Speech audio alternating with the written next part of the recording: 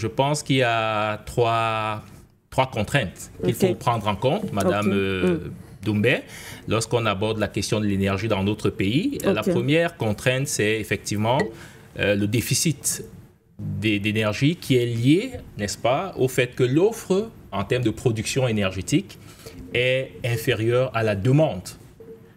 Et à ce niveau, il faut bien comprendre que la demande est conditionnée par la démographie.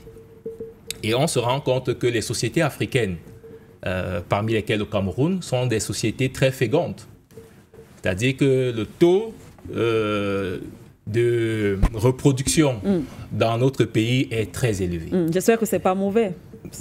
Bon, ce n'est pas mauvais. Ce n'est pas pour dire que c'est mauvais quand même. Ce n'est pas mauvais. Ce n'est pas trop bon non plus.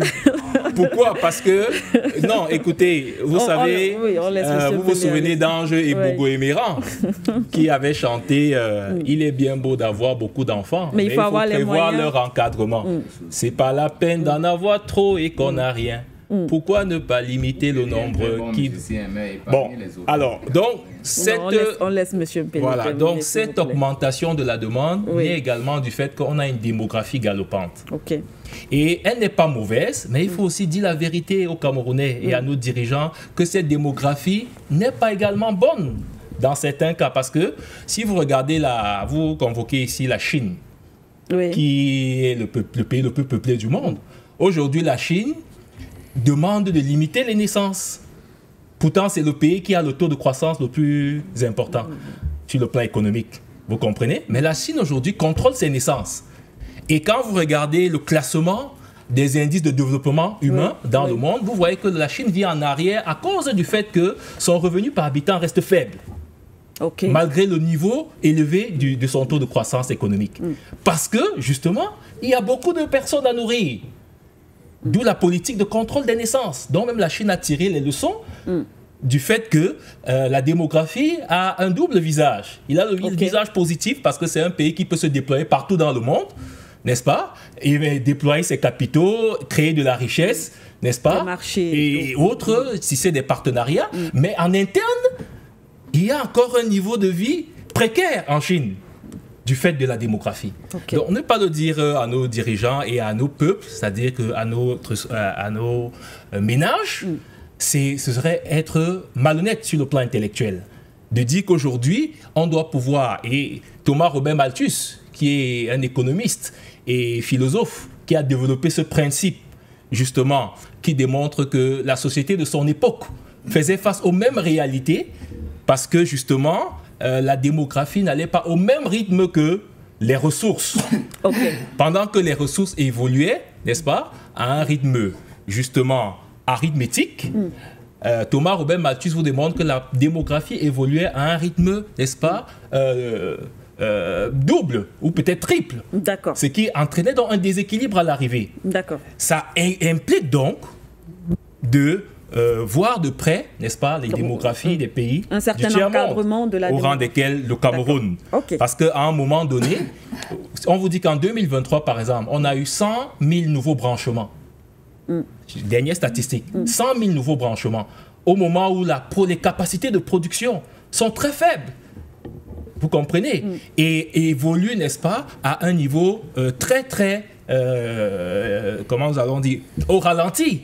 Donc, ça veut dire que il faudrait penser, n'est-ce pas, à reconsidérer, à revoir, n'est-ce pas, ce paradigme démographique-là et mieux l'intégrer dans nos paradigmes de développement. Donc, maintenant, quand nous l'avons évacué, nous voulons dire, c'était pour donner l'une des raisons du déficit.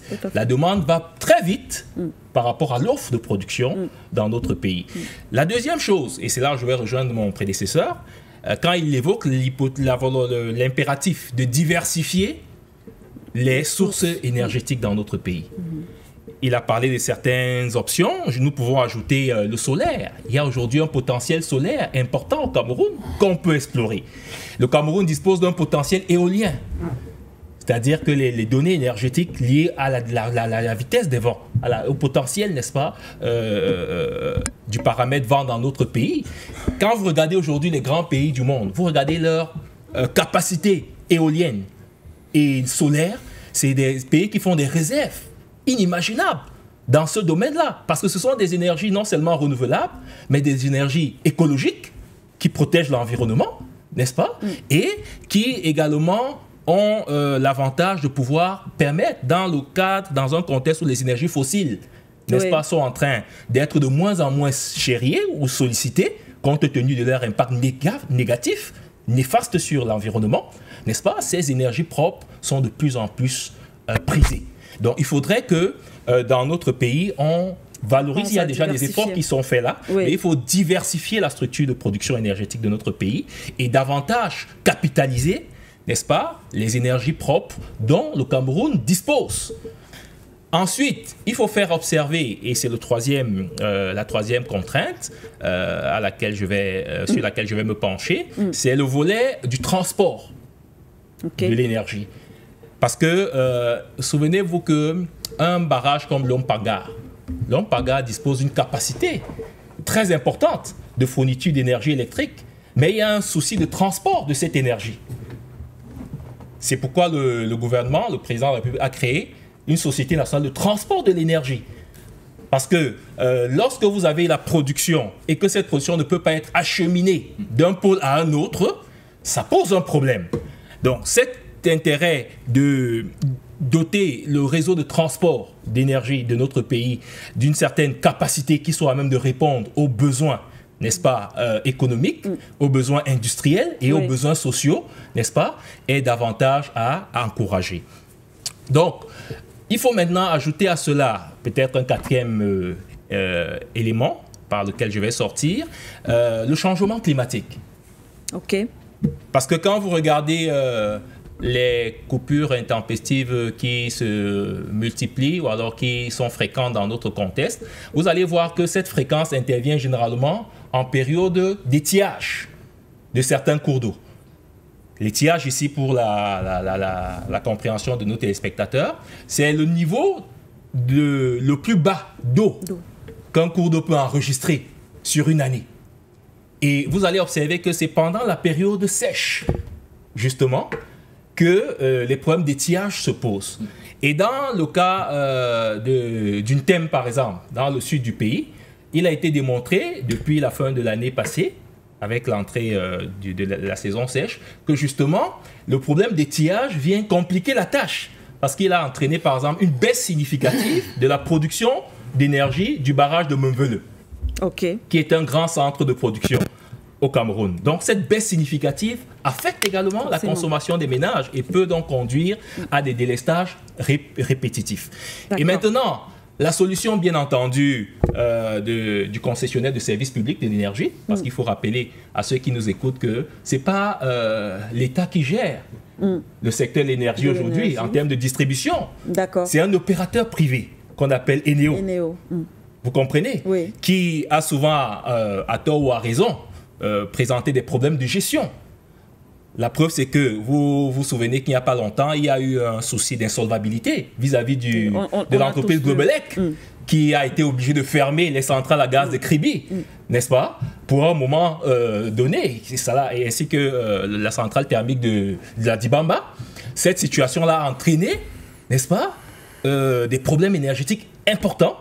Et on est allé vers un apaisement parce que nous a-t-on soufflé. Il y a eu 30 milliards qui ont été décaissés pour apaiser le Globelec. Entre-temps, on n'a plus dit ce qui s'est passé par la suite. Comment a évolué l'entente? On ne sait pas. Donc, il y a également au niveau de la gestion de ce concessionnaire-là, certainement des choses à revoir, n'est-ce pas, pour que nous sortions de cette impasse.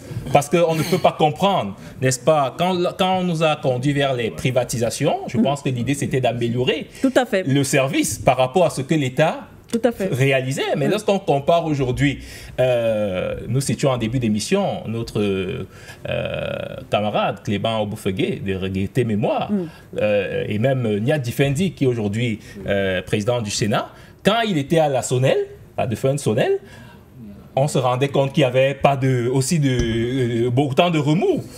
Vous comprenez? En termes de gestion, nous ne sommes même plus là dans les enjeux démographiques et autres, mais au niveau de la gestion, en tout cas, de l'entreprise. On a l'impression qu'on a régressé. Ça veut donc dire qu'il faut questionner également le gestionnaire Eneo, n'est-ce pas, qui n'est pas de tout reproche dans ce que nous vivons actuellement. Merci infiniment, M. Mpele Onana.